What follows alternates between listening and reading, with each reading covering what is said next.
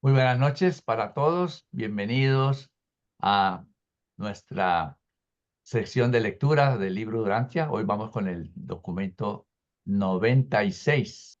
Así que entonces vamos a colocar esta reunión en su presencia y oramos.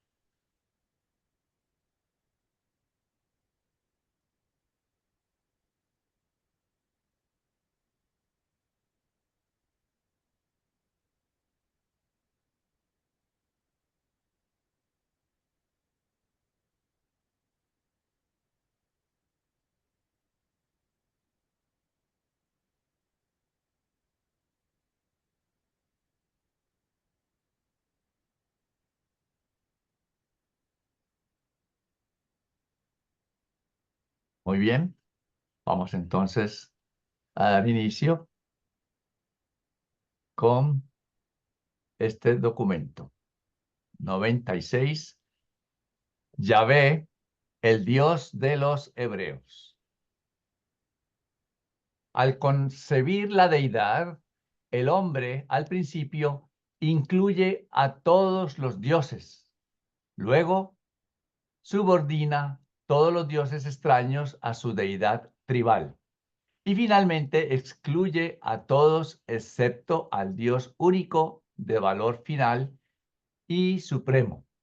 Yo me imagino que este proceso dura muchos años. Los judíos sintetizaron a todos los dioses en su más sublime concepto del Señor Dios de Israel. Los hindúes, de la misma manera, combinaron sus deidades múltiples en una espiritualidad única de los dioses, descrita en el Rig Veda, mientras que los mesopotámicos redujeron a sus dioses al concepto más centralizado de Bel Marduk. Estas ideas monoteístas maduraron en todo el mundo, no mucho después de la aparición de Maquiventa Melquisedec en Salem de Palestina. Pero el concepto de deidad de Melquisedec era distinto de la filosofía evolucionaria de inclusión, subordinación y exclusión, que será el método que leímos allá arribita, lo que ellos hacían. Estaba basado exclusivamente en el poder creador y muy pronto influyó en los conceptos más altos de deidad en Mesopotamia, la India y Egipto. La religión de Salem era reverenciada como tradición por los eneos y varias otras tribus cananeas. Y este fue uno de los propósitos de la encarnación de Melquisedec, que una religión de un solo Dios fuera fomentada de manera tal como para preparar el camino para el autootorgamiento en la tierra de un hijo de ese Dios único. Micael no podía venir a Urantia hasta que existiese un pueblo que creyera en el Padre Universal y en el cual él pudiese aparecer. La religión salemita persistió entre los eneos en Palestina como su credo, y esta religión, tal como fue adoptada más adelante por los hebreos, recibió primero la influencia de las enseñanzas morales de los egipcios, más adelante el pensamiento teológico babilónico y, en último término, los conceptos iraníes del bien y del mal. En forma factual, la religión hebrea está cimentada sobre el pacto entre Abraham y Maquiventa Melquisedec. Evolutivamente es la consecuencia de muchas circunstancias únicas de ubicación, pero culturalmente ha sabido pedir prestado libremente de la religión, de la moralidad y de la filosofía de todo el Levante. Es a través de la religión hebrea que mucha de la moralidad y del pensamiento religioso de Egipto, Mesopotamia e Irán fueron transmitidos a los pueblos occidentales. Así que entonces vemos esta pequeña introducción de cómo es ese proceso de que acostumbraban los pueblos que tenían muchos dioses, como tratar de juntarlos como en uno solo. Uno de ellos era el mayor, y algunos atributos de todos ellos se le daban a ese mayor, y después los que sobraban pues se quitaba y quedaba uno grande, uno especial, que es lo que nos dice ahí con las palabras inclusión, subordinación y exclusión. Si alguien tiene algún comentario, alguna pregunta, si no, entonces los dejo ahora con Luis para continuar. 1. Los conceptos de la deidad entre los semitas. Los semitas primitivos consideraban que todo tenía en sí a un espíritu residente. Había espíritus del mundo animal y del mundo vegetal, espíritus anuales, el señor de la progenie, espíritus del fuego, el agua y el aire. Un verdadero panteón de espíritus que debían ser temidos y adorados. Y las enseñanzas de Melquisedec sobre un creador universal nunca destruyeron plenamente la creencia en estos espíritus subordinados o dioses de la naturaleza. Pongo ahí una aclaración de qué quiere decir semita. Dice, el adjetivo semita hace referencia a los pueblos citados en la Biblia descendientes de Sem, uno de los hijos de Noé. Según la tradición, pudo haber sido el segundo, después Jafet. El tercer hermano fue Cam. En el libro de Génesis se encuentra la narración del diluvio universal y en ella está la tabla de las naciones donde se hace referencia a la genealogía de los semitas. Los antiguos pueblos de habla semítica incluyen a los habitantes de Aram, Asiria, Babilonia, Siria, Canaán, incluidos los hebreos y Fenicia. El término semita se refiere a aquellas personas cuya lengua materna es una lengua semita. El adjetivo se empleó originalmente en el ámbito lingüístico para referirse a una gran familia de lenguas originarias del Oriente Próximo y que actualmente se conocen como lenguas semíticas. Y ahí les puse un mapa. Israel, que es lo que estamos estudiando, está aquí arribita, pero todo esto, la península arábica, esta parte verde es lo que es Asiria y Babilonia, que es ahorita Irak e Irán. Aquí están las partes de Arabia y de Egipto, ¿no? Es curioso cómo todos esos pueblos eh, son, por decir, descendientes de uno mismo, son hermanos y se odian a muerte. Eso es una cosa que siempre me ha llamado la atención. Sigo. El progreso de los hebreos del politeísmo a través del enoteísmo al monoteísmo no fue un desarrollo conceptual continuo y sin interrupción. Experimentaron muchos retrocesos en la evolución de sus conceptos de deidad, mientras que en cualquiera de las épocas existieron ideas variables de Dios entre los distintos grupos de creyentes semitas. De vez en cuando numerosos términos fueron aplicados a sus conceptos de Dios, y para prevenir la confusión, estos varios títulos de deidad serán definidos en cuanto pertenecen a la evolución de la teología judía. También aclaró allí la palabra enoteísmo, del griego enos, uno, y teos, Dios, para designar una forma de religión en que, si bien se acepta la existencia de numerosos dioses, como el politeísmo, se centra la atención en uno solo, considerándolo muchas veces como representante de todos los demás. Asimismo, el Dios de los hebreos en la Biblia no se presenta como el único Dios, sino como el más poderoso, reconociendo que había otros dioses. O sea que la mayoría, y sobre todo la religión hebrea, no se puede, el monoteísmo llegaría muy tardío. O sea, ellos eran más bien enoteístas. O sea, tenían su Dios, pero creían que habían otros dioses, claro, que eran más pequeños que el de ellos. Entonces vamos a ver los diferentes nombres que han tenido durante la evolución de la teología judía este Dios. Yahvé fue el Dios de las tribus del sur de Palestina, que asociaron este concepto de deidad con el monte Oreb, el volcán del Sinaí. Yahvé era tan solo uno de los cientos y los miles de dioses de naturaleza que mantenían la atención y reclamaban la adoración de las tribus y pueblos semitas. Si recordamos, el monte Oreb, que también se le conoce como el Sinaí, es donde Moisés va a llevar a este pueblo de esclavos que sacó de Egipto, los va a llevar allí al Sinaí, al Oreb, que era un volcán, y es donde él les va a revelar a este Yahvé. Y ya Moisés conocía ese sitio porque ya él salió huyendo de Egipto cuando mató a un egipcio, Y él salió huyendo y llegó hasta aquí, porque aquí es donde va a conocer su futura esposa, su suegro. Y ahí es donde se le revela a Dios por primera vez a Moisés en eso de la zarza ardiente, una zarza matorral que está en llamas. Y Dios le habla y lo manda a que saque el pueblo. Entonces, cuando Moisés saca al pueblo, lo va a traer aquí al Sinaí. Entonces, este nombre Yahvé está asociado al Sinaí. Ya vamos a ver por qué. Seguimos. El Elión. Durante siglos después de la estadía de Melquisedec en Salem, su doctrina de la deidad persistió en varias versiones, pero fue generalmente denominada por el término El Elión, el Dios altísimo del cielo. Muchos semitas, incluyendo los descendientes inmediatos de Abraham, en distintas épocas adoraron tanto a Yahvé como a El Elión.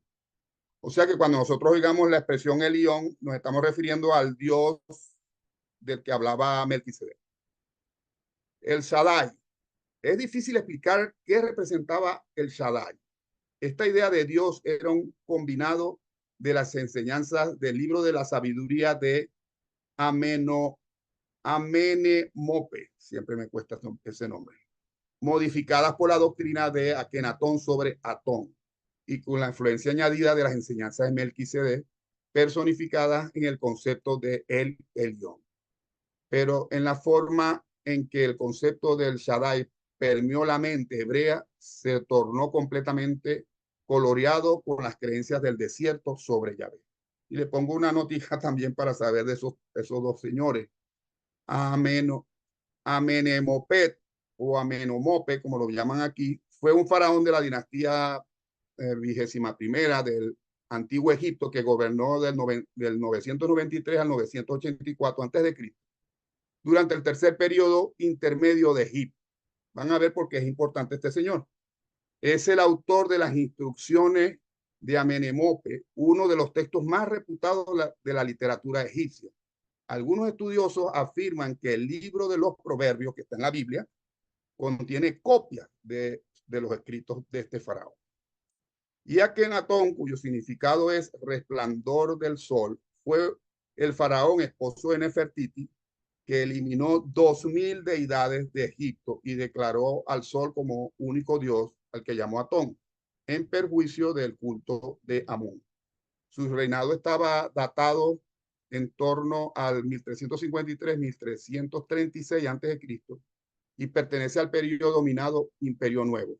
Sigmund Freud, padre del psicoanálisis, sostiene que Moisés no era judío, sino un egipcio que transmite al pueblo judío el monoteísmo del faraón Akenatón. Seguimos. Una de las ideas dominantes de la religión de esta era fue el concepto egipcio de la providencia divina, la enseñanza de que la prosperidad material fuese un premio por servir al Shaddai. Los judíos tienen esa creencia, pero actualmente muchos pastores cristianos de las iglesias protestantes, que son millonarios, predican según ellos lo conciben el evangelio de la prosperidad, basado en estos conceptos de que las riquezas son la recompensa por seguir a su Dios, por lo que la pobreza es consecuencia de no obedecerle y seguir sus leyes. Aquí en Estados Unidos hay muchos ministros, pastores de estos que son multimillonarios y ellos se lo atribuyen a Dios, aunque no es tan, no es tan limpio así. Él es otro de los nombres. Entre toda esta confusión de terminología y nubosidad de conceptos, muchos creyentes devotos intentaron sinceramente adorar todas estas ideas evolutivas de la divinidad y creció la práctica de referirse a esta deidad compuesta como Él. Y este término incluía aún otros de los dioses de la naturaleza de los beduinos. Quinto, Elohim.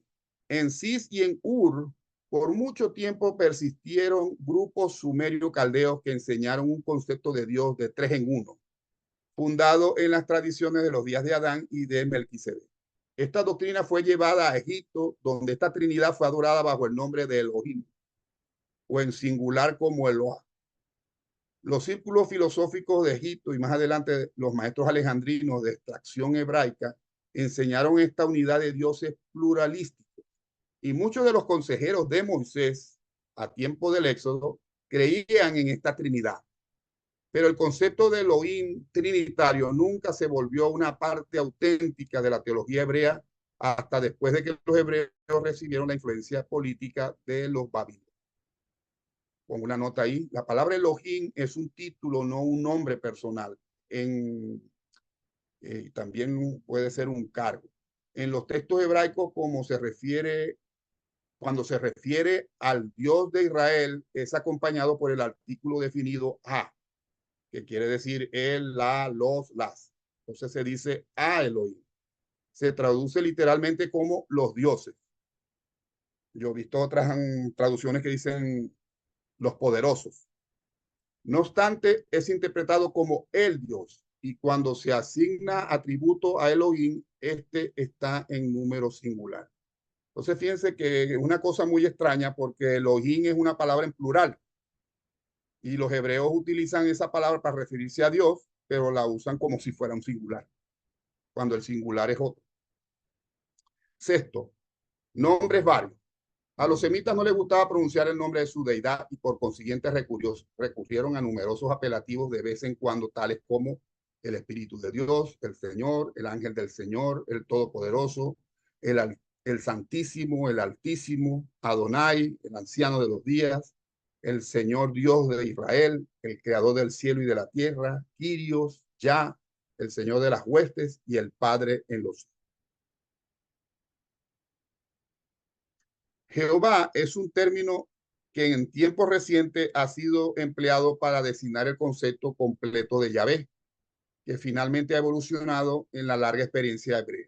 Pero el nombre Jehová no entró en uso hasta 1500 años después de la época de Jesús, o sea, lo que es la Edad Media. Actualmente las Biblias cristianas, protestantes, evangélicas, como las quieran llamar, el nombre que usan para referirse a Dios es Jehová. Las Biblias católicas lo llaman Yahvé. Sigo. Hasta alrededor del año 2000 antes de Jesucristo, el monte Sinaí mostró actividades intermitentes volcánicas con erupciones ocasionales que ocurrieron hasta el momento de la estadía de los israelitas en esta región. El fuego y el humo, juntamente con las explosiones y truenos asociados con las erupciones de esta montaña volcánica, impresionaban y asustaban a los beduinos de las regiones circunvecinas y les hacían temer grandemente a Yahvé. Este espíritu del monte Oreb más adelante se volvió el dios de los semitas hebreos y ellos finalmente creyeron en él como el supremo por encima de todos los demás dioses.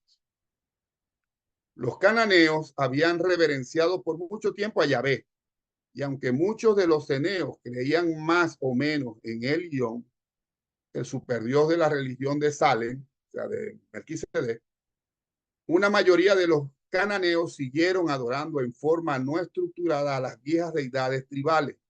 No querían abandonar sus deidades nacionales en favor de un dios internacional, por no decir un dios interplanetario. No tenían una tendencia mental hacia una deidad universal. Por consiguiente, estas tribus continuaron adorando a sus deidades tribales, incluyendo a Yahvé, y los becerros de plata y oro que simbolizaban el concepto de los pastores beduinos del espíritu del volcán Sinaí. Pongo una nota allí, según el Tanakh, que así como se le conoce el Antiguo Testamento entre los hebreos, los ceneos o kenitas, que es a lo que se refiere ahí, fue el nombre colectivo de una tribu de la península del Sinaí que convivió armónicamente con los israelitas en Canaán. Estos ceneos ellos mantenían las tradiciones, más o menos las tradiciones de Melquisedec. Y el suegro de Moisés, que va a ser uno de sus instructores, era ceneo. Los sirios, mientras adoraban a sus dioses, también creían en el Yahvé de los hebreos, porque sus profetas dijeron al rey sirio: tus dioses son dioses de los montes, por eso fueron más fuertes que nosotros, pero luchemos contra ellos en la llanura y con seguridad seremos más fuertes que ellos. O sea, que creían que habían dioses de las montañas, dioses del llano, dioses de la playa, dioses de todas partes. A medida que el hombre avanza en la cultura, los dioses menores son subordinados a una deidad suprema. El gran Júpiter persiste solamente como una exclamación. Los monoteístas mantienen a sus dioses subordinados como espíritu, demonios, hadas, nereidas, duendes, enanos y el mal de ojo. Los hebreos pasaron por el enoteísmo y creyeron durante mucho tiempo en la existencia de dioses distintos de Yahvé, pero cada vez más consideraron que estas deidades extrañas eran subordinadas a Yahvé. Pudieron conceder la actualidad de Quemos a Dios de los amoritas, pero mantuvieron que era subordinado a Yahvé. O sea, habían otros dioses, pero no se le equiparaban a su Dios Yahvé. La idea de Yahvé ha sufrido el desarrollo más profundo de todas las teorías mortales de Dios. Su evolución progresiva tan solo puede ser comparada con la metamorfosis del concepto de Buda en Asia, que finalmente llevó al concepto del absoluto universal, justo cuando el concepto de Yahvé finalmente condujo a la idea del Padre universal. Pero como un asunto, de hecho, histórico, debe comprenderse que aunque los judíos cambiaron así sus puntos de vista sobre la deidad a partir del dios tribal del monte Oreb al Padre creador, amante y misericordioso de los tiempos más recientes, no cambiaron su nombre, siguieron siempre llamando a este concepto evolutivo de la deidad Yahvé. Así se escribe Yahvé en hebreo.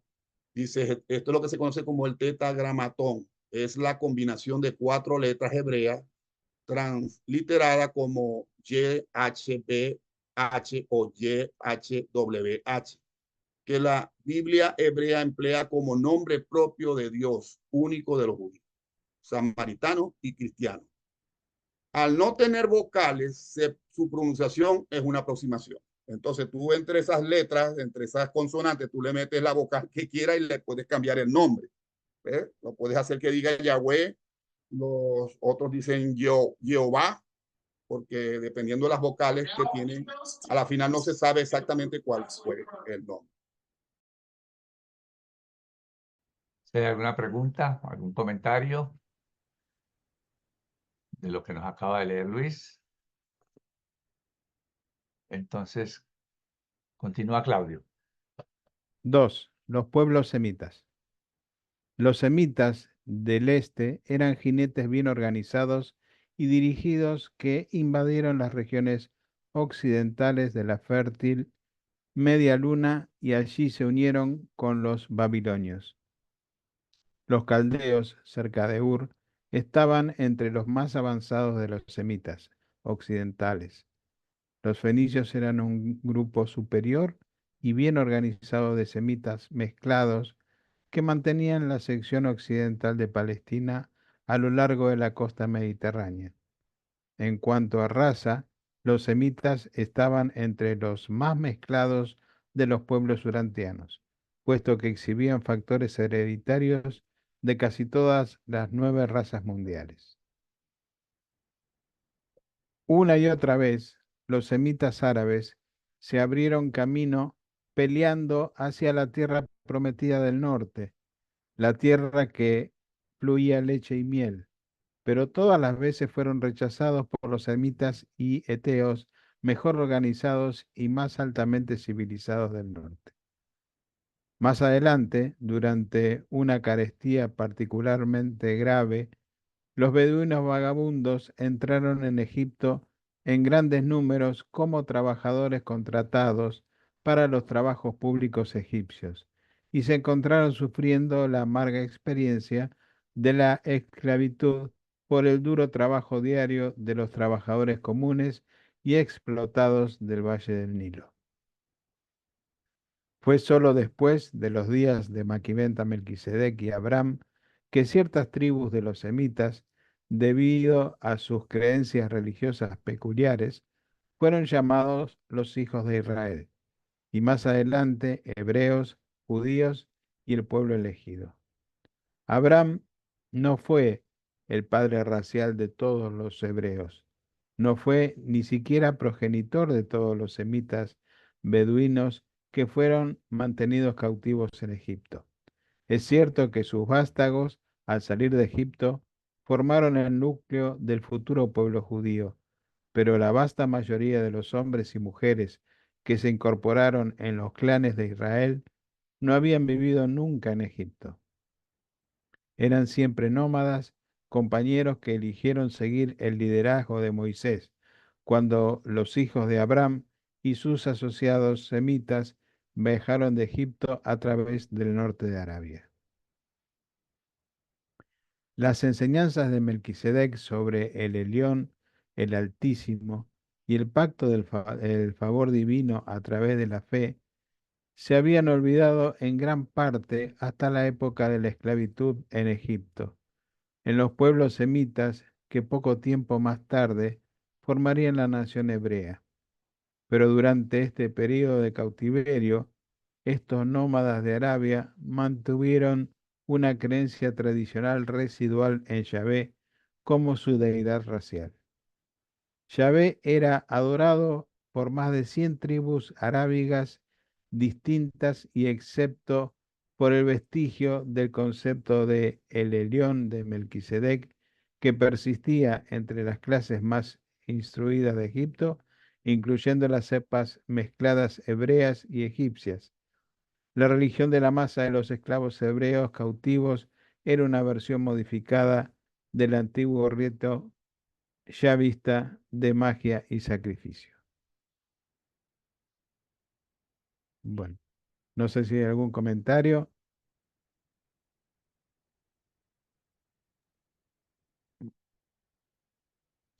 En lo personal, me da la impresión, ¿no? Es una opinión personal, que Yahvé, más que ser un Dios, era un espíritu.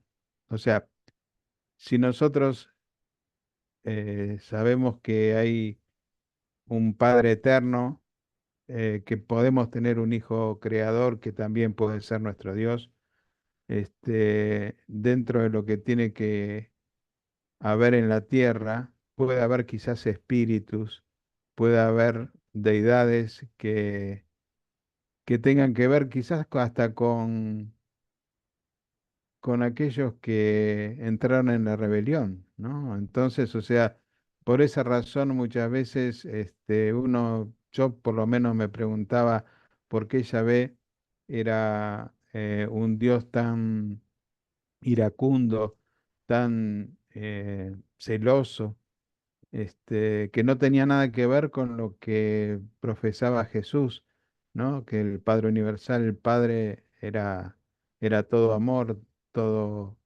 todo compasión. Y me da la impresión de que, o sea, la elección que hicieron ellos fue un poco, este, ¿cómo puedo decir? Este, de temor, ¿no? O sea, eso, bueno, de eso se encargó Moisés. Más adelante lo explica un poco mejor el documento, pero hay muchas cosas que, por lo menos acá en el libro de Urantia, no están, ¿no? Vamos a ver que, por ejemplo, las 10 plagas de Egipto no las habla, es más, habla de modo diferente de cómo ese pueblo esclavizado se fue de Egipto. Adelante, Carlos, entonces. Gracias, Claudio. Vamos ahora con el numeral 3, el incomparable Moisés.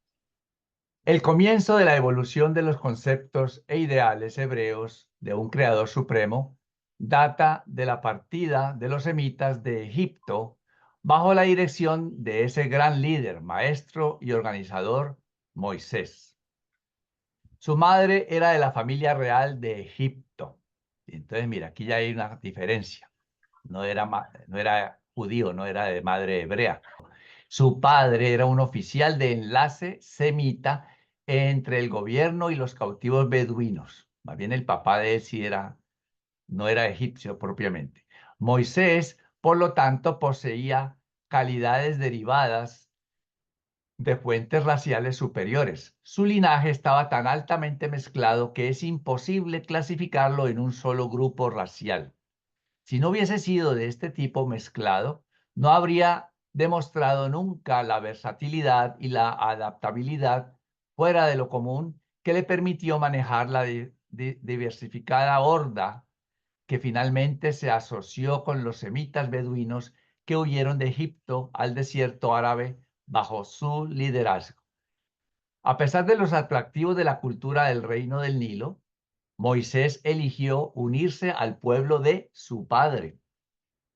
Mientras este gran organizador estaba formulando sus planes para la liberación final del pueblo de su padre, los cautivos beduinos casi no tenían una religión digna de ese nombre. Carecían virtualmente de un concepto auténtico de Dios y de esperanza en el mundo. Ningún líder emprendió nunca la reforma y elevación de un grupo de seres humanos más abandonados, deprimidos, rechazados e ignorantes. Pero estos esclavos llevaban posibilidades latentes de desarrollo en sus cepas hereditarias y existía un número suficiente de líderes instruidos que habían sido educados por Moisés en preparación del día de la rebelión y la búsqueda de la libertad, constituyendo un cuerpo de organizadores eficientes. Estos hombres superiores habían sido empleados como supervisores nativos de su pueblo. Habían recibido cierta instrucción debido a la influencia de Moisés con los gobernantes egipcios. Por eso los llaman hombres superiores, en el sentido de que eran instruidos. Moisés intentó negociar en forma diplomática la liberación de sus semejantes semitas. Él y su hermano entraron en un pacto conjunto con el rey de Egipto, mediante el cual se les otorgó el permiso de salir pacíficamente del valle del Nilo en dirección al desierto árabe. Es decir, que aquí vemos que no hubo necesidad de plagas, sino que hicieron un pacto y el faraón les dijo que se podían ir. Se hizo un pacto pacíficamente, ¿verdad? Iban a recibir un modesto pago de dinero y bienes como retribución por sus prolongados servicios en Egipto. Los hebreos, por su parte, celebraron un convenio de mantener relaciones amistosas con los faraones y de no unirse en ninguna alianza contra Egipto. Hasta ahí pues todo va muy bien. Pero ¿qué pasó? El rey, parece que lo pensó mejor, y dijo, más adelante decidió repudiar este tratado, ofreciendo como excusa, ¿no? Como razón de que sus espías habían descubierto deslealtad entre los esclavos beduinos. Él sostuvo que buscaban la libertad con el propósito de ir al desierto y organizar a los nómadas contra Egipto. Así que entonces el pacto no se cumplió en ese momento porque el faraón dijo, no, estos se van y es para después venir en contra mía. Pero Moisés no se desalentó, esperó su momento. Y en menos de un año, después de ese pacto, pasó más o menos un año, cuando las fuerzas militares egipcias estaban totalmente ocupadas, resistiendo los ataques simultáneos de un fuerte empuje libio del sur y una invasión naval griega desde el norte. Entonces, como los ejércitos de Faraón estaban ocupados en esas batallas, tanto al sur como al norte, este intrépido organizador, es decir, Moisés, condujo a sus compatriotas fuera de Egipto en una espectacular huida nocturna. Esta carrera hacia la libertad fue planeada cuidadosamente y ejecutada con habilidad. Y tuvieron éxito, a pesar de la intensa persecución del faraón y de un pequeño cuerpo de egipcios que cayeron todos ante las defensas de los fugitivos, abandonando mucho botín. Estas huestes de esclavos acumularon aún más su botín personal con el botín que habían abandonado los soldados de Egipto. Y cuando hacían eso, pues en su avance hacia su ancestral hogar en el desierto. Así que entonces vemos que esta historia es un poco diferente, o un poco no, bastante diferente a la historia bíblica, en donde nos quiere mostrar pues que Dios, por medio de sus plagas y esos poderes, hizo que el faraón, y también nos dice inclusive que endurecía el corazón del faraón para que no aceptara, para poderle poner otra plaga y otra más. Pues eso aquí no nos lo cuenta, nos da una diferente versión. Y salieron huyendo aprovechando que el ejército egipcio estaba en lucha tanto al norte como al sur. Si llegaron al mar y el mar se abrió y todo, el libro Urantia no nos dice nada absolutamente de ese, ni sí ni no. Pero yo personalmente tengo la idea de que eso no fue así. pero ese es pues mi pensamiento. El libro no nos comenta nada de eso. Si hay alguna otra pregunta, para entonces Sí, continuar. yo quería, no tengo cómo prender la mano para levantar la mano, no sé dónde está, la computadora mía. Sí, siga, Pero Luis. sí, continuando eso que decía Claudio, o sea, aparentemente toda o la gran parte de la historia ha sido, bueno, como hacen ellos, magnificadas para darle más realce, porque incluso el nacimiento de Moisés no tuvo nada de espectacular, que si lo tiraron Exactamente, en un sí. cestico en el Nilo y después la princesa lo encontró y lo crió como ella, como hijo de ella, ¿no? Fue, sí, lo que sí era que tenía sangre real, sangre egipcia, Moisés. Sí, sí. Entonces también todo lo que decía Carlos, también pongo en duda todo eso, todo lo que cuentan de las plagas y sobre todo del mar que se abrió. Yo he leído y he visto tantos documentales tratando de explicar cómo fue que se abrió el mar en dos y resulta que puede haber sido cosas que ni siquiera sucedieron, porque al final no son relevantes. Sí, Luis, gracias. Adelante, Siler. Pero a mí me llama la atención cómo se omitieron este tipo de situaciones o datos que son tan relevantes, porque para cuando ellos entregaron los documentos, la Biblia ya era un compendio de libros pues, muy importantes en Urantia. Mucha, narra la historia de Jesucristo y todo, ¿no? Entonces como que a veces no entiendo por qué ellos omitieron muchas cosas que hubiera sido importante que hubieran tocado el tema, ¿no? Pero fíjese, No, Siler, lo que ocurre es que, como dicen por ahí, ¿no? Si nos dan todo, nos atragantamos y morimos asfixiados. Entonces nos tienen que dar de a poquito.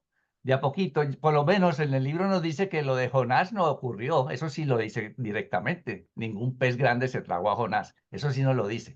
Y dos o tres cosas más, que Jesús no caminó sobre el agua. Hay cosas que sí las desmienten directamente. Otras se quedan calladitos, porque yo creo que nos van dando de a poco, porque si nos dicen todo y todo es, la mayoría de la gente podría rechazar el libro.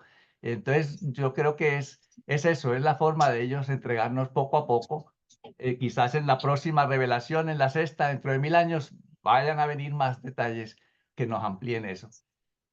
Yo lo veo desde ese punto de vista. Entonces, mejor no decir nada, ellos no dicen ni sí ni no. Y bueno, el que quiera seguir creyendo y eso es parte de su fe, eso está bien, sígalo creyendo, eso no le va a hacer daño. Pero otros podemos ver que ya no y tampoco nos va a hacer daño. Esa sería pues mi respuesta para eso. No tienen que decirlo pues todo a la vez. Sí, Claudio. Sí, sobre justamente la pregunta de Octavio. Em, Más adelante también en este documento, habla que en esa época, en el Éxodo, o sea, los hebreos no tenían un lenguaje escrito, o sea, no documentaban, no tenían modo de documentar las cosas. Y pasó mucho tiempo, recién cuando salieron de Babilonia, que comenzaron a escribir.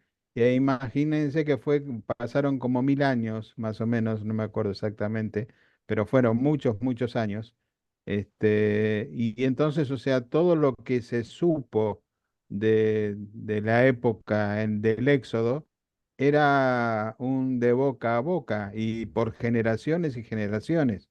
Así que quizás fueron cosas que fueron, como decía Luis, ensalzadas, este, no sé si inventadas, pero posiblemente para de alguna manera resalzar a Jehová como el Dios único, el Todopoderoso, pero eh, yo me tiro más por lo que dice el libro de Urantia que por lo que dice el Antiguo Testamento, pero es una opinión personal. Nada más, gracias. Gracias, Claudio. Una, Sí, una sí, notica siga también, Luis, siga Luis.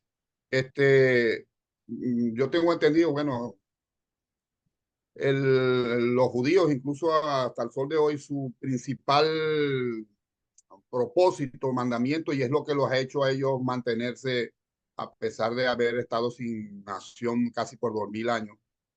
Tienen un deber que es pasarle su fe a los hijos, y eso es el día de la noche de la Pascua, que es cuando celebran la salida de Egipto, que es la celebración más importante para ellos. Ellos se pasan toda la noche en vigilia contándole a los hijos todas estas cosas que narra el Éxodo. Entonces yo pienso que las primeras escrituras que se hicieron sobre estas historias fueron exageradas de esa manera y puestas así porque tienen que contársela a los niños. Si tú le cuentas a los niños un tema aburrido, imagínate de madrugada se quedan dormidos. Entonces le tienen que contar la historia de una manera espectacular, y se abrió el mar y Dios tirando rayos y truenos, y Moisés tirando serpientes y alacranes, y entonces qué cuento. O sea, tienes que contar, y por eso casi toda la historia hebrea está contada con ese sensacionalismo, porque está hecho para los niños. Ellos llaman eso Midrash, y así le cuentan ellos su historia, y es lo que le ha hecho que ellos hayan preservado su historia durante tantos siglos. Se fueron los egipcios, se acabaron los asirios, los babilónicos, y los judíos, mal que bien, siguen allí, ¿okay? Con sus mismas creencias, con su mismo Dios. Entonces es un mérito que tiene. Comentario. Gracias, Luis. Pues entonces los dejo con Luis para que sigamos con el numeral siguiente. 4. La proclamación de Yahvé.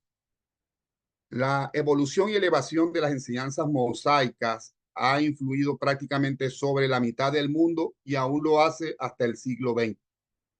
Bueno, el siglo XX era cuando se dio la revelación, hasta el siglo XXI podríamos decir ahora, ¿no? Aunque Moisés comprendió la filosofía religiosa egipcia más avanzada, los esclavos beduinos poco sabían sobre esas enseñanzas, pero no habían olvidado nunca completamente al Dios del monte Horeb, a quien sus antepasados solían llamar Yahvé. Moisés había oído de las enseñanzas de Maquiaventa Melquisedec, tanto de su padre como de su madre, siendo la creencia religiosa de ambos la causa de la unión fuera de lo común entre una mujer de sangre real y un hombre de raza cautiva. O sea que fue su creencia la que hizo que estas dos personas tan distintas se enamoraran y se casaran. El suegro de Moisés era un adorador ceneo de El Elión, pero El Elión, por influencia de su suegro, pero los padres del emancipador, creían en el Shaddai. Moisés se convirtió a la fe en El Elión por influencia de su suegro. Y cuando los hebreos huidos de Egipto estaban acampados alrededor del monte Sinaí, ya había formulado un concepto nuevo y ampliado de la deidad derivado de todas sus creencias anteriores. Entonces decidió, con buen criterio, proclamar este concepto a su pueblo como una extensión de la creencia en Yahvé, su Dios tribal de antaño. Pongo la nota ahí que el suegro de Jetro, que es el suegro de Moisés, sacerdote de Madián, significa excelencia y abundancia, y solo aparece en el libro del Éxodo en 10 ocasiones. Esta es la razón por la que sabemos muy poco sobre este enigmático personaje. Algunos expertos piensan que Jetro es un título y que su verdadero nombre era Raguel. Madián, porque era sacerdote de Madián, formaba parte de Arabia, en la parte occidental del Mar Rojo, no lejos del monte Sinaí, a donde Moisés acudió después de huir de Egipto. Moisés había intentado enseñar a estos beduinos la idea de El Elión, pero antes de dejar a Egipto se había convencido de que estos nunca comprenderían plenamente esta doctrina. Por lo tanto, determinó deliberadamente la adopción de compromiso de su Dios tribal del desierto como el Dios único de sus seguidores. O sea que prácticamente Moisés lo que hizo fue las ideas que tenía de El Elión, que eran lo que él realmente creía, se las pasó al Yahvé que creían los beduinos. Moisés no enseñó específicamente que otros pueblos y naciones no pudieran tener otros dioses, pero sí mantuvo en forma decidida que Yahvé estaba por encima de todos ellos, especialmente para los hebreos. Pero estuvo siempre plagado por la la incómoda posición de tratar de presentar su idea nueva y más elevada de la deidad a estos esclavos ignorantes bajo el aspecto del término antiguo de Yahvé, que siempre había sido simbolizado por el becerro de oro de las tribus beduínas. Y agrego ahí ese episodio que ocurrió en el Éxodo. Según el Éxodo, cuando Moisés sube al monte Sinaí a recibir las tablas de la ley a mano del mismísimo Yahvé, el pueblo le exigió a Aarón, el hermano de Moisés, que le construyera un becerro de oro, porque así se simbolizaba su Dios Yahvé, un Dios al que pudieran ver, tocar y ofrecer sacrificios, y así lo hicieron. Yahvé se encolerizó con el pueblo, amenazándolo con destruirlo por su idolatría, pero gracias a la intercesión de Moisés, este desistió. Mas cuando Moisés descendió del monte y vio la orgía que hacían en torno al becerro, se encendió en ira, arrojó las tablas y las hizo pedazos. Porque ciertamente el problema no es que nosotros tenemos quizás la idea de adorar como, no sé, cantamos y aplaudimos. No, las adoraciones a estas deidades incluían orgías sexuales y todo, de todos con todo. Y entonces se volvía un descalabro. Entonces Moisés tomó el becerro, lo quemó, lo molió, hizo polvo, lo esparció sobre agua, hizo que todos lo bebieran. Esto fue un intento de Moisés de desidentificar a su concepto del Dios altísimo universal, o sea, de El Elyon, con el Yahvé tribal. O sea, les quiso demostrar que ese no era el Dios que ellos estaban creyendo. El hecho de que Yahvé fue el Dios de los hebreos en huida explica por qué se quedaron tanto tiempo ante la montaña sagrada del Sinaí y por qué allí recibieron los 10 mandamientos que Moisés promulgó en el nombre de Yahvé, el Dios del Horeb. Durante esta prolongada estadía en el Sinaí se perfeccionaron los ceremoniales religiosos de esta adoración hebrea de la evolución reciente. No pareciera que Moisés hubiera tenido nunca éxito en el establecimiento de esta adoración ceremonial un tanto avanzada y en mantener a sus seguidores intactos durante un cuarto de siglo. Si no hubiese sido por la violenta erupción del Horeb, que era un volcán, durante la tercera semana de su estadía de adoración a sus pies.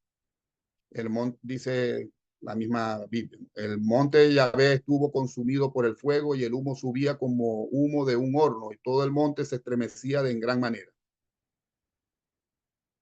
En vista de este cataclismo, no es sorprendente que Moisés pudiera convencer a sus hermanos sobre la enseñanza de que su Dios era poderoso, terrible, un fuego devorador, temible y todopoderoso. Moisés proclamó que Yahvé era el Dios, el Señor Dios de Israel, que había escogido a los hebreos como su pueblo elegido. Estaba construyendo una nueva nación y sabiamente nacionalizó sus enseñanzas religiosas, diciendo a sus seguidores que Yahvé era un amo severo, un Dios celoso, pero sin embargo intentó ampliar su concepto de divinidad cuando les enseñó que Yahvé era el Dios de los espíritus de toda la carne. Y cuando dijo, el eterno Dios es tu refugio y acá abajo los brazos eternos. Moisés enseñó que Yahvé era un Dios que mantenía sus pactos, que él no te dejará, ni te destruirá, ni se olvidará del pacto que le juró a tus padres, porque el Señor os ama y quiere guardar el juramento que juró a vuestros padres. Moisés hizo un esfuerzo heroico para elevar a Yahvé a la dignidad de una deidad suprema cuando lo presentó como el Dios de la verdad y sin ninguna iniquidad, justo y recto en todas sus maneras. Y sin embargo, a pesar de esta enseñanza exaltada, la comprensión limitada de sus seguidores hizo necesario hablar de Dios como imagen del hombre, como sujeto a ataques de enojo, ira, severidad, aún a la venganza y fácilmente influido por la conducta del hombre.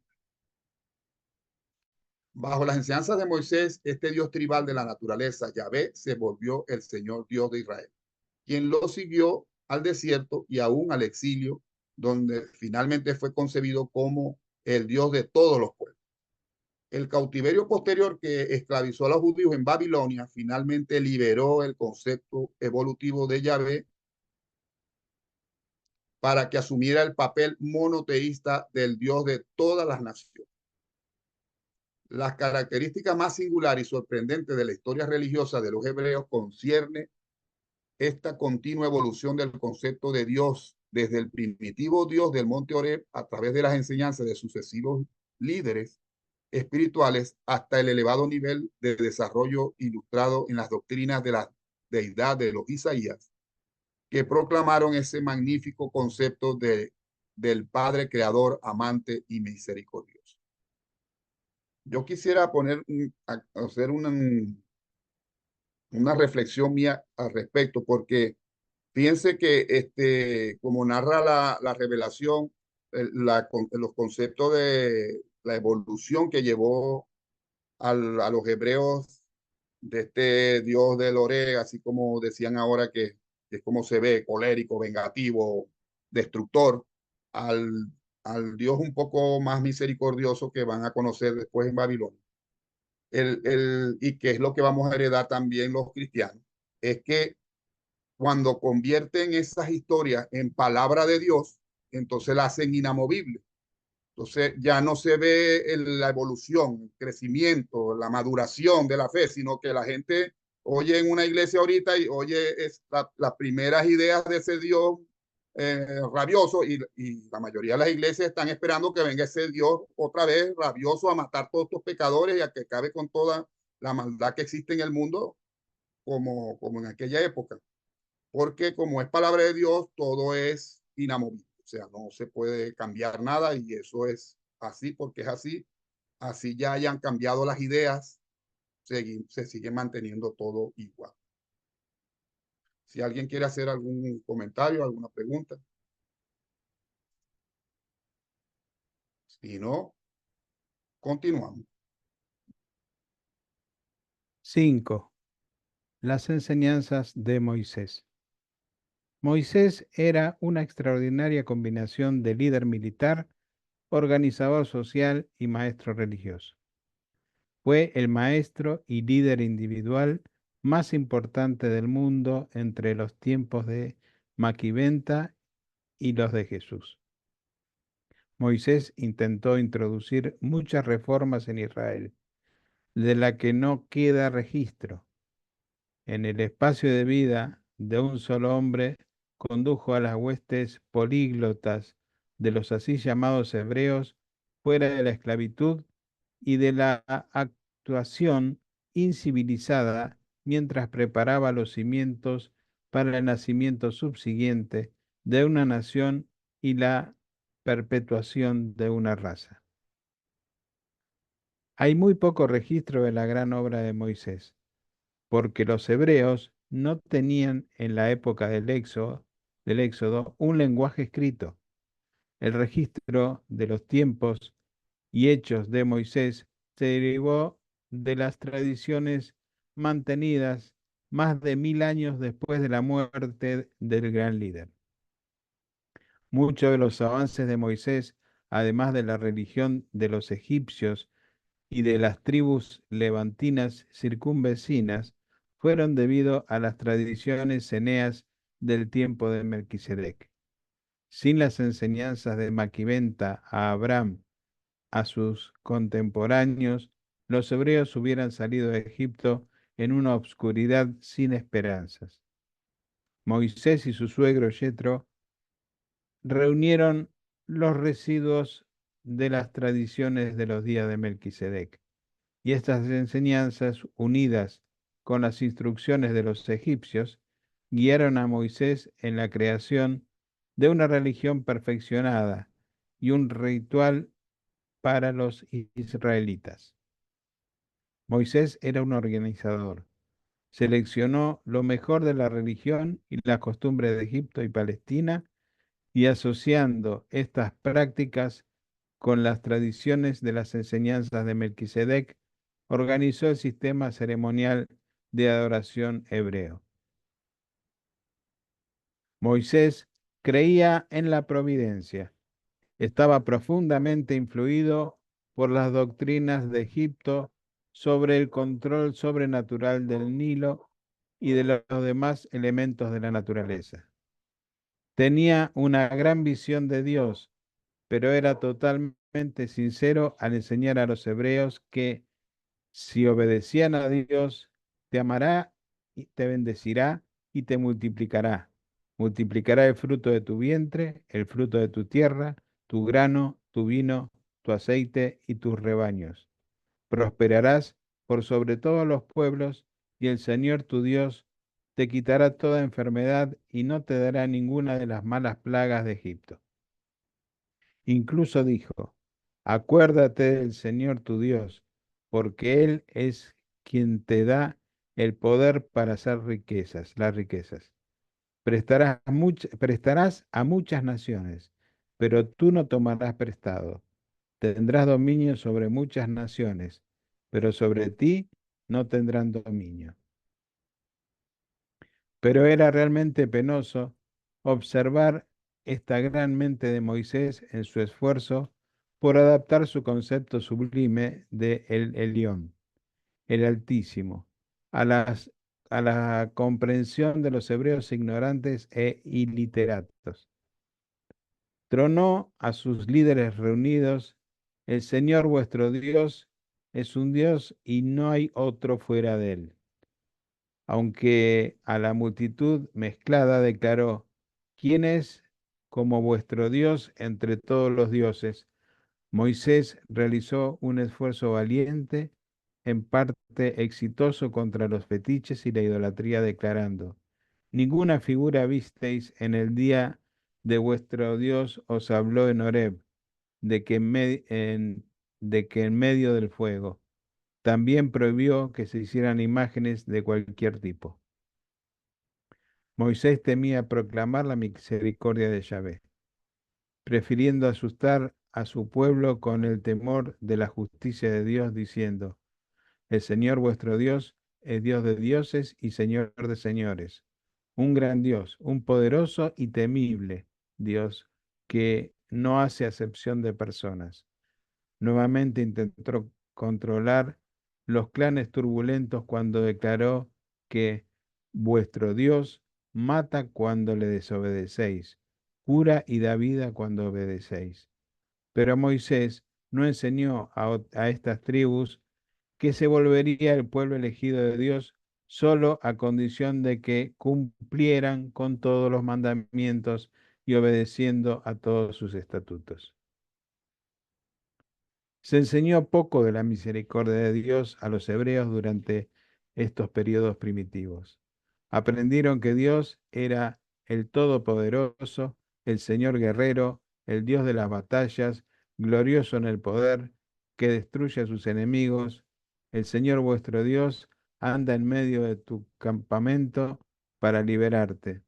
Los israelitas imaginaban a su Dios como un Dios que lo amaban, pero que también había endurecido su corazón del faraón y maldecido a sus enemigos. Aunque Moisés presentó a los hijos de Israel visiones fugaces de una deidad universal beneficiosa a los hijos de Israel, en general su concepto diario de Yahvé era el de un Dios un poco mejor que los dioses tribales de los pueblos circunvecinos. Su concepto de Dios era primitivo, burdo y antropomórfico. Cuando Moisés murió, estas tribus beduinas recayeron rápidamente en las ideas semibarbáricas de sus dioses antiguos de Horeb y del desierto. La visión ampliada y más sublime de Dios que Moisés de vez en cuando presentaba a sus líderes pronto se perdió de vista, mientras que la mayor parte de la gente volvió a adorar a sus becerros de oro fetiches, el símbolo del pastor palestino de Yahvé.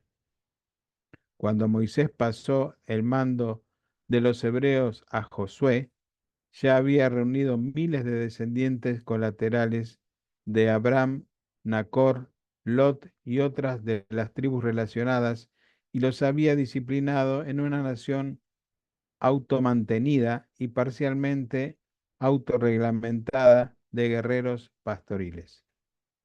Hubo algo que me llamó a mí la atención, ¿no? Donde hablaba en este párrafo, en este numeral, sobre que el pueblo de Israel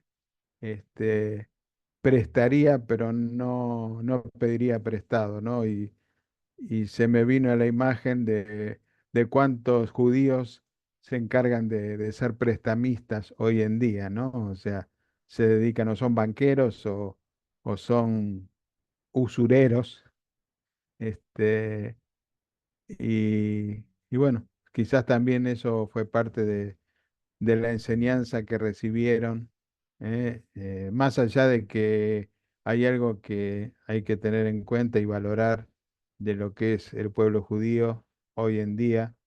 En general todos son muy estudiosos, todos se cultivan, son profesionales, y bueno, también por esa razón uno puede decir, bueno, son bendecidos económicamente, pero bueno, está también el esfuerzo que ponen. Mónica había levantado la mano, me parece. Sí, lo que pasa es que estaba buscando la frase que leíste acerca de las plagas de Egipto. Era como una oración o no era una oración, sino algo que dijo Moisés y me llama la atención que las hubieran mencionado. No, pero eso Pusiste en un ahí cuadrito. estaba, no, lo que pasa es que si te fijas, lo que está entre comillas, o sea, no en realidad no es Ujú. una comilla, son frases tomadas de la Biblia. O sea, son Ah, ok, ok, frases ok. tomadas de la Biblia como que dijo Moisés, pero no es lo dicho por el revelador en sí. O sea, es una citación de algo que está escrito. Ah, ya, ya. Sí, acá las encontré. Tienes toda la razón. Ujú. Ya, eso era mi Bueno, duda. Gracias. ¿alguna otra pregunta, algún otro comentario? Sí, yo quería hacer otro comentario de eso que estaban hablando ahora, porque precisamente si por lo que vemos en la Biblia y que veíamos también antes cuando vimos a Abraham y a Melquisedec, que en la Biblia parece que todas las cosas que Abraham le dijeron se las dijo Dios y realmente se las dijo fue Melquisedec. No, yo no me imagino Dios hablándole con voz a nadie, ¿no? Y si nosotros vemos, por ejemplo, en Oriente con Buda, que también hizo una carrera espiritual, no se menciona que se la reveló Dios o un ángel se le aparecía y él las escribía ni cosas así. Es lo que decía anteriormente, todo esto fue adornado y puesto para darle realce y sensacionalismo, sobre todo de cara a los niños. Pero el problema cuando ponen que es Dios el que está hablando es lo que creó más tarde, que entonces ahora la Biblia es la palabra de Dios, porque son cosas que le dijo Dios a Moisés y a todos los profetas y a todo el mundo. Entonces se convirtió eso en una palabra de Dios y ahí sí se volvió todo. De tal manera que para mucha gente, si está en la Biblia es verdad, si no está en la Biblia es mentira y no tenemos discusión. ¿Por qué? Porque se le puso ese apelativo a esa narración, a esa historia, como que fuera la palabra de Dios. Entonces, eh, han habido muchos hombres que han logrado grandísimas cosas, muchísimas cosas, y no necesariamente hay que poner que fue Dios un ángel, se le apareció y le dijo que cómo hacer las cosas, ¿no? Simplemente el hombre, hay personas que tienen bastante ingenio, mucho ingenio. Gracias. Mm. Muchas gracias, Luis. Si no me que parece, sí, te toca a ti ahora leer. Adelante. 6. El concepto de Dios después de la muerte de Moisés. Cuando Moisés falleció, su concepto elevado de Yahvé se deterioró rápidamente. Josué y los líderes de Israel continuaron manteniendo las tradiciones mosaicas del Dios sabio, benefactor y todopoderoso, pero la gente común rápidamente volvió a las viejas ideas del desierto de Yahvé. Esta corriente retrógrada del concepto de la deidad continuó cada vez más bajo el gobierno sucesivo de los varios jeques tribales, los así llamados jueces. En la Biblia hay un libro que se llama Los Jueces, que fue como cuando llegan a la tierra prometida después de la salida de Egipto, Josué los introduce y se reparten el territorio y cada territorio lo domina un jeque que se llama juez. El encanto de la extraordinaria personalidad de Moisés había mantenido vivo en el corazón de sus seguidores la inspiración de un concepto cada vez más amplio de Dios. Pero cuando llegaron a las tierras fértiles de Palestina, rápidamente evolucionaron de pastores nómadas a agricultores establecidos y un tanto sosegados. Y esta evolución de la práctica de vida y cambio de punto de vista religioso exigía un cambio más o menos completo en el carácter de su concepción de la naturaleza de su Dios Yahvé. Durante la época del comienzo de la transmutación del austero, burdo, exigente y tronador Dios del desierto del Sinaí en el concepto de aparición posterior de un Dios de amor, justicia y misericordia, los hebreos casi perdieron de vista las enseñanzas elevadas de Moisés. Estuvieron cerca de perder todo concepto de monoteísmo. Casi perdieron su oportunidad de volverse el pueblo que serviría como eslabón vital de la evolución espiritual de Urán. El grupo que conservaría las enseñanzas de Melquisedec de un solo Dios hasta los tiempos de la encarnación de un hijo autootorgador de este Padre de todos. Te pongo esta nota. El monoteísmo hebreo se concretó, esto lo decía Claudio ahora, se concretó entre 480 y 440 años antes de Cristo. Fíjense, realmente muy poquito, o sea, muchísimos años después. Imagínense, David va a venir en el año 1000 años, vivió 1000 años antes de Cristo. Moisés vivió 1300 años antes de Cristo. Y el monoteísmo se concretó en 480 años antes de Cristo por medio de sacerdotes y escribas Esdras durante el cautiverio del pueblo en Babilonia. Esdras sería el que revisaría todos los escritos y los compiló en una sola obra conocida como el Tanaj, el Antiguo Testamento, reforzando la creencia de un solo Dios verdadero y sustituyendo todos los demás conceptos y nombres por uno solo. Tal fue el caso del nombre Elohim del Génesis en plural por el singular Yahvé o el Señor. Entonces realmente la Biblia como nosotros la conocemos, yo me imagino porque hay mucha gente que cree que Moisés andaba por ahí, esos 40 años que anduvo por el desierto y andaba con una lápiz y una libreta escribiendo lo que estaba haciendo, ¿no? Y así se lo imagina mucha gente. No, Moisés no escribió nada ni hizo nada. Como digo, esos fueron tradiciones y enseñanzas que pasaron de padres a hijos. Eso sí fue valioso, cómo se lo pasaron a padres a hijos, y fue Esdras el que realmente al final lo compiló.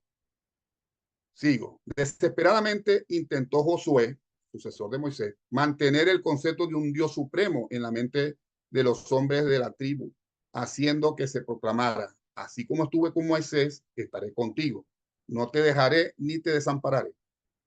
Josué encontró necesario predicar un evangelio severo a este pueblo incrédulo, un pueblo que quería creer en su vieja religión, pero no deseaba adelantarse en la religión de la fe y la rectitud. El peso de las enseñanzas de Josué fue: Yahvé es un Dios santo, Él es un Dios celoso, Él no perdonará vuestras transgresiones ni vuestros pecados. El más elevado concepto de esta época ilustraba a Yahvé como un Dios de poder, juicio y justicia. Pero aún en esta edad de la oscuridad impenetrable, de vez en cuando un maestro solitario surgía proclamando el concepto mosaico de la divinidad. Vosotros, hijos del mal, no podéis servir al Señor porque Él es un Dios santo.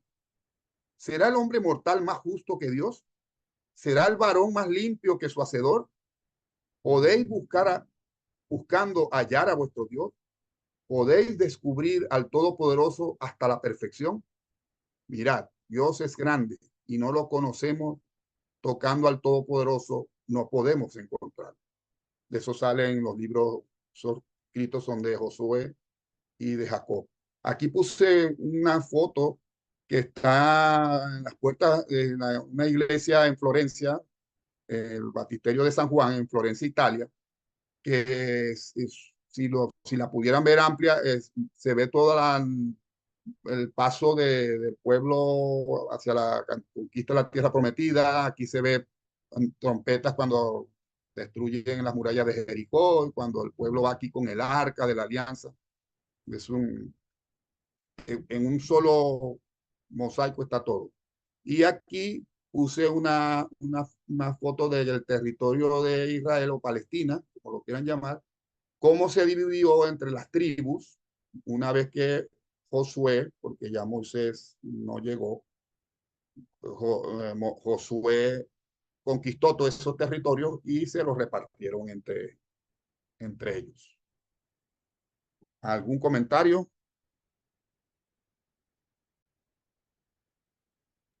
Parece que está todo clarísimo, Carlos. Bien, pues entonces continuemos ya con el último numeral. 7. Los Salmos y el libro de Job. Bajo la dirección de sus jeques y sacerdotes, los hebreos se establecieron de forma dispersa por Palestina, pero pronto volvieron a las oscuras creencias del desierto y se contaminaron con las prácticas religiosas menos avanzadas de los cananeos.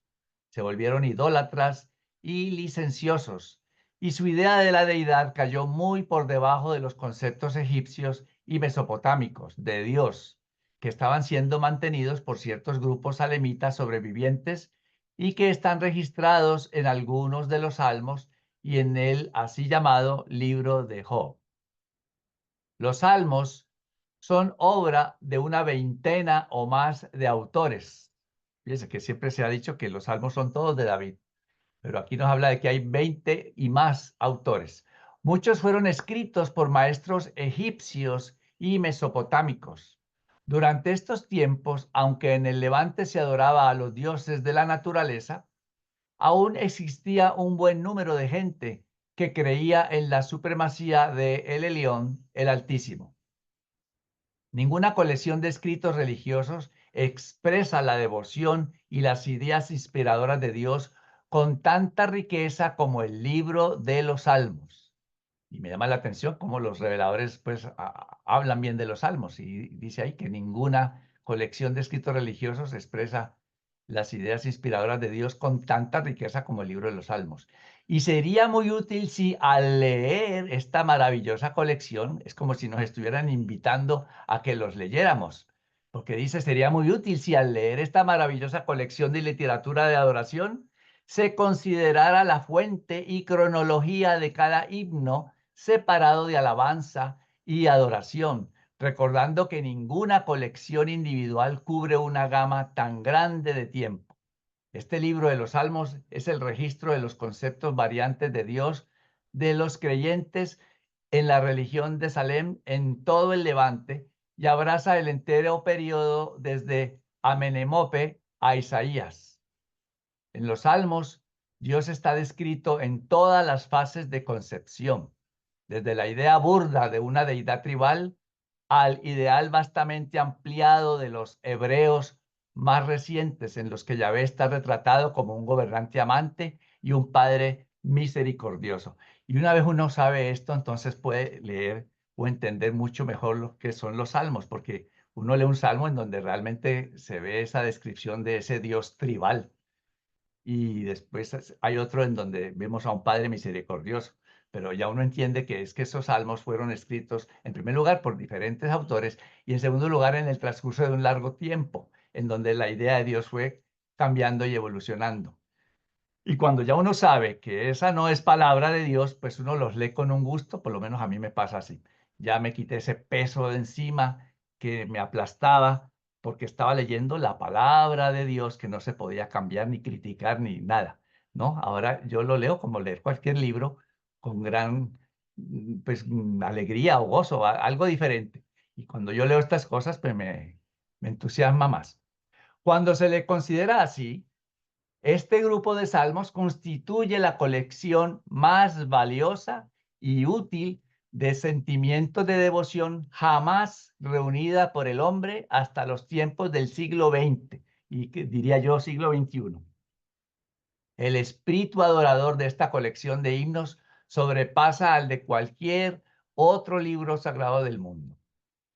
El abigarrado cuadro de la deidad presentado en el libro de Job, ahora pasamos al libro de Job, fue producto de más de 20 maestros religiosos de Mesopotamia durante un periodo de casi 300 años. Mira qué diferencia. Son muchos los autores y se escribió por muchos años. Y fíjense que dice, cuando leáis, parece que los reveladores asumen que vamos a leer esos libros, cuando leáis los elevados conceptos de divinidad que se encuentran en esta recopilación de las creencias mesopotámicas, reconoceréis que fue en las cercanías de Ur de Caldea donde la idea de un Dios real se conservó mejor durante los días oscuros de Palestina. En Palestina la sabiduría y la omnipresencia de Dios se comprendían bastante bien, pero pocas veces se comprendían su amor y su misericordia. El Yahvé de aquellos tiempos envía espíritus malignos para dominar el alma de sus enemigos.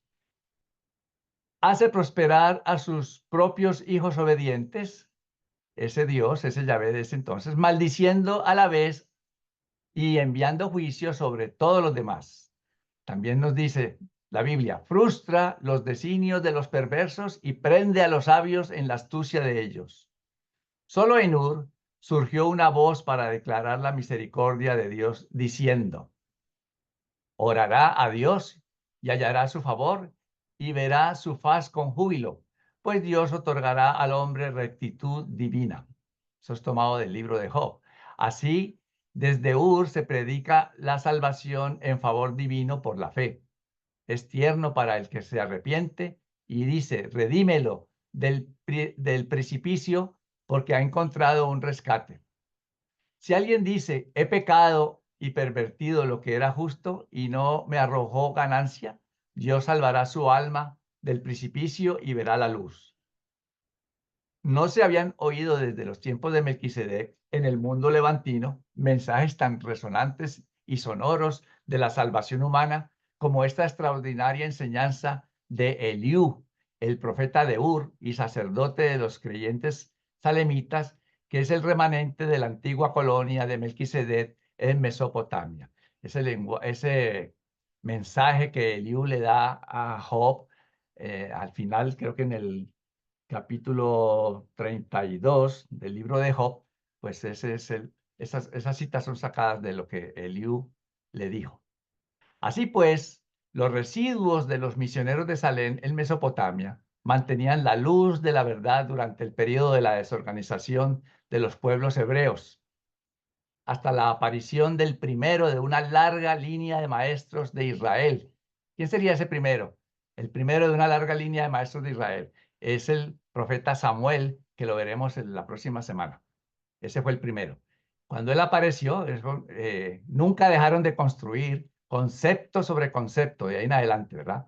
Hasta haber llegado a la realización del ideal del Padre universal y creador de todos, la cúspide de la evolución del concepto de Yahvé, presentado por un Melquisedec de Nevado. La lectura estuvo a cargo de Luis Villamizar, Claudio Fernández y este servidor, Carlos García. Así que a mí me entusiasma mucho saber ya. Yo siempre leí la Biblia desde hace muchos años, pero siempre tenía como un peso porque es la palabra de Dios. Ahora, desde hace varios años que ya supe que no es un libro sagrado y que no es palabra de Dios, ahora es cuando yo más disfruto leer salmos o proverbios o cualquier libro que yo abro y ya entiendo por qué ahí está diciendo esto, porque es que la idea de ese Yahvé era una idea primitiva. No había llegado más información, más progreso. Esto fue escrito o dicho antes de Melquisedec, por ejemplo, y ya entiendo por qué. Pero antes la idea era de que todo estaba dicho por el mismo Dios, el mismo personaje, sin cambio alguno, sin evolución ninguna, y eso le daba una perspectiva diferente. Pues ahora, por lo menos yo lo disfruto de esa manera.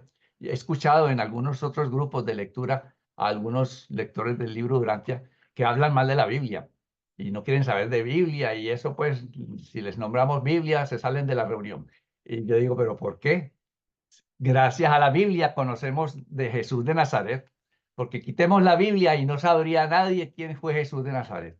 en cierta forma para mí, y esta es una idea, la Biblia podría yo decir que la Biblia en cierta forma, los evangelios son la cuarta revelación, porque ahí es donde están las enseñanzas de Jesús, los mensajes de él, aunque no estaban claros como ahora sí el libro Durantia.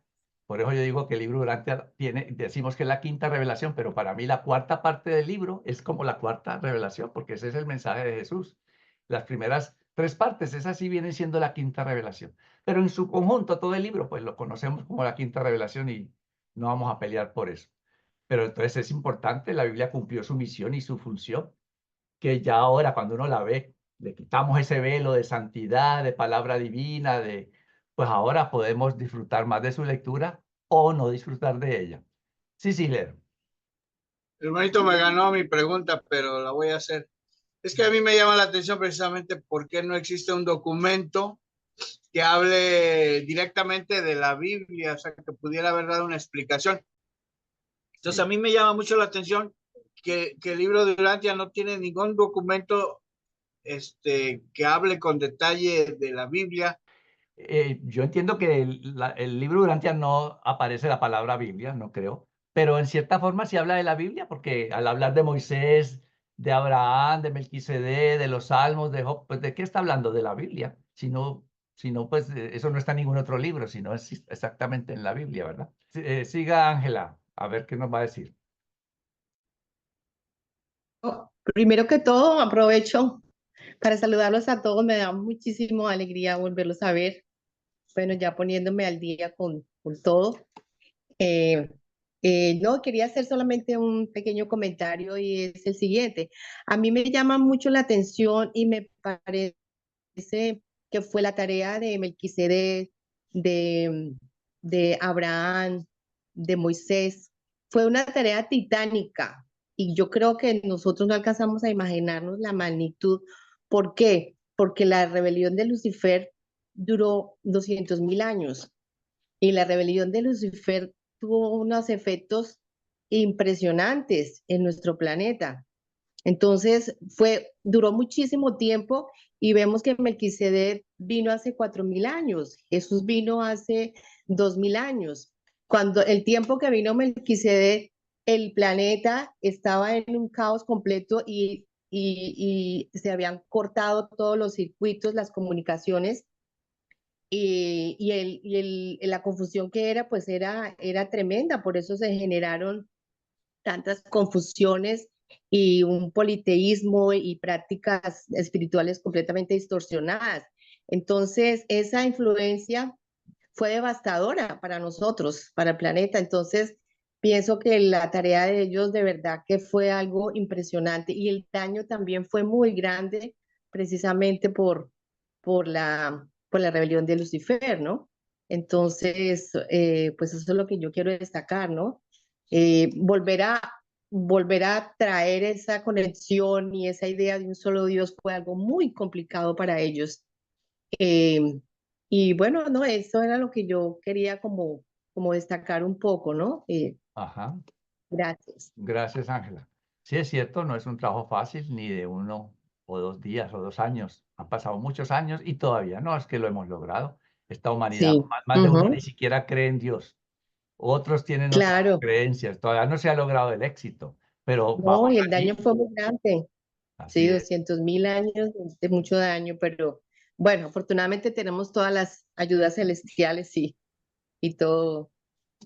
Poco a Bueno, y poco, es un Jesús pecó con eso. proceso evolutivo que es lento y uno a veces como que quisiera que fuera pues ya y por eso es que esto no se ve y eso lo puede hacer a uno a veces hasta dudar, dirá pues eso no hay ninguna ayuda porque me siento solo, esto está cada día de mal en peor, pero no es así, no es No, así. afortunadamente llegó Jesús. ¿Ah? El tiempo dirá, como dicen por ahí, lo que ocurre es que no lo vamos a ver, por lo menos yo no, eh, porque falta muchos años para que Sí, logremos pues, gracias.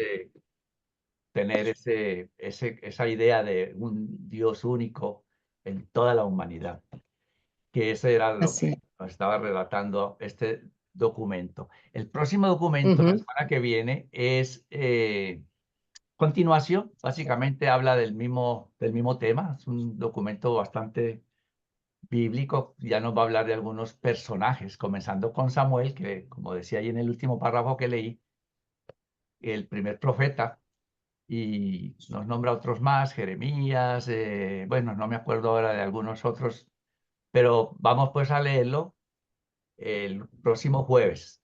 Sí, sí, Un Luis. comentario nada más.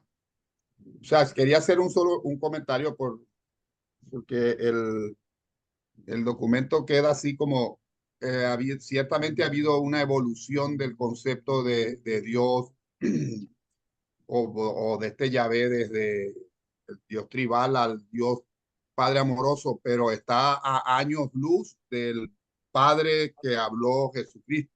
Porque esta evolución, yo digo que el libro, la Biblia, es un libro para los hebreos. Eso no es un libro universal. De tal manera que este padre, esta evolución de un padre amoroso, misericordioso, es con los judíos. No es misericordioso como el resto de las naciones. De hecho, para los judíos, ellos son el pueblo elegido, y Dios es el Dios de ellos, no es el Dios de todas las naciones, como fue lo que vino a decir Jesucristo. Por eso cuando Jesucristo quiere hablar de un Dios Padre de todo el mundo, no queda otro remedio que matarlo. O sea, eso no es así. Y todavía hasta el día de hoy, el judío piensa que ese Dios, ese Yahvé, como yo lo llame, es el Dios de ellos. El problema fue que el cristianismo agarró ese libro y se lo apropió por los apóstoles como buenos judíos, se lo apropió y ahora creemos que ese libro le habla a todo el mundo. Ese es un libro para hebreos y ese Dios ama solamente a los hebreos. De hecho, el sueño de todo hebreo, que de hecho lo han conseguido porque prácticamente todo en el mundo es de los judíos, el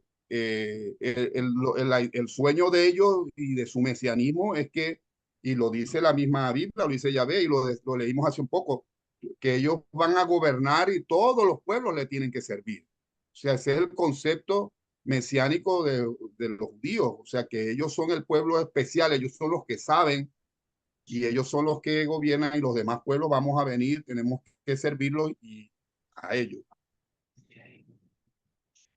Sí, hermanito, es que por eso es importante lo que usted dice, pero fíjese lo que pasó después. Jesús puso a Pablo, porque lo llamó Jesús, no fue cualquiera, y Pablo fue el encargado de pasar ¿cómo le diré? Esa misión que tenía el pueblo judío, que lo rechazó. Por eso no sé si ustedes recuerdan, pero el libro de Urantia dice que una de los motivos principales por los cuales Jesús resucitó a Lázaro era para demostrarle su poder y que ellos pudieran aceptar las enseñanzas de Jesús, mas sin embargo no lo logró. Entonces posteriormente se va Jesús, pero después le cede la estafeta al apóstol Pablo y es ahí cuando él se abre para todas las naciones. Pero aquí lo interesante es que Pablo no fue como en el caso de Moisés, así como lo entiendo yo, puedo estar equivocado, porque en el caso de Moisés, el libro de Urantia no da a entender que fue una revelación o que se le apareció un ser divino ni nada, pero en el caso de Pablo sí es muy importante porque fue Jesús mismo quien se le apareció y le dio esa misión. Gracias, Siler. Pues bien, como ven ustedes, es un documento que nos inspira a urantiar, como suele decir Flor. Con esos pensamientos quiero que nos quedemos este resto de noche y el fin de semana y pues vayan dándole una leidita al documento 97 que va a estar igual de interesante que el de hoy. Así que feliz noche, que esté muy bien y hasta la próxima semana. Dios mediante. Bendiciones. Muchísimas luego, gracias. bendiciones. Muchas bendiciones, chao. abrazos.